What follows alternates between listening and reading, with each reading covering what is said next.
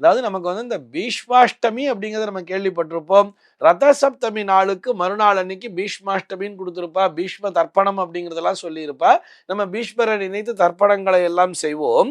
இந்த நாளானது ஒரு பீஷ்ம ஜெயந்தி நாளாக அமைந்திருக்கிறது. இன்றைக்கு அந்த பீஷ்மரினுடைய தியாகத்தை தான் நாம் தற்போது நினைத்து பார்க்க போகிறோம். அதாவது பீஷ்மர் அப்படியே யோசிச்சு பாருங்களேன், எவ்வளவு பெரிய ஒரு மனிதர்.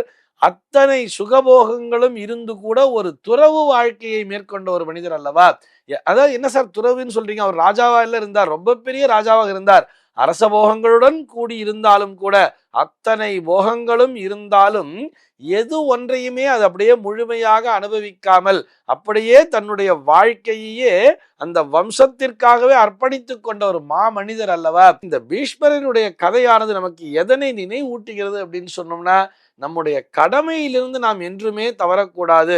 ஒரு கடமை உணர்ச்சியோடு செயல்படும் பொழுது அங்கே பந்த பாசங்களுக்கு இடமளிக்க கூடாது.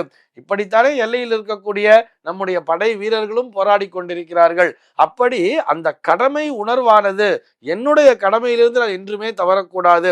நான் எதுக்காக இதை வலியுறுத்தி சொல்றேன்னு சொன்னா, ஒரு மாணவனினுடைய கடமை என்ன? நல்லபடியாக படிக்க வேண்டும், ஆசிரியர்களை மதித்து நடக்க வேண்டும் என்பது ஒரு மாணவனுடைய கடமை. ஒரு ஆசிரியர்களுடைய கடமை என்ன? எந்த மாணவனாக இருந்தாலும் பாரபட்சம் பாராமல், பணத்தை எதிர்பாராமல், தனக்கு தெரிந்த கல்வியை மற்ற எல்லோருக்கும் போதிக்க வேண்டும் என்பதுதான் ஆசிரியருடைய கடமை. அதே மாதிரிதான் ஒரு மருத்துவருடைய கடமை.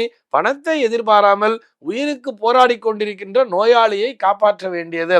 இப்படி பிள்ளைகளினுடைய கடமை பெற்றோரை போற்ற வேண்டியது, பெற்றோருடைய கடமை பிள்ளைகளை நல்லபடியாக வளர்க்க வேண்டியது என்று சொல்லி எல்லோருமே அவரவருக்குரிய கடமைகளை சரிவர செய்து வர வேண்டும். இப்படி அந்த கடமைகளையே தன்னுடைய கடமைதான் தன்னுடைய உயிர் மூச்சு என்று வாழ்ந்த அந்த பீஷ்மரை அவருடைய ஜெயந்தி நாளிலே நினைவு கூர்ந்து நாமும் கடமை தவறாமல் வாழ்வோமாக.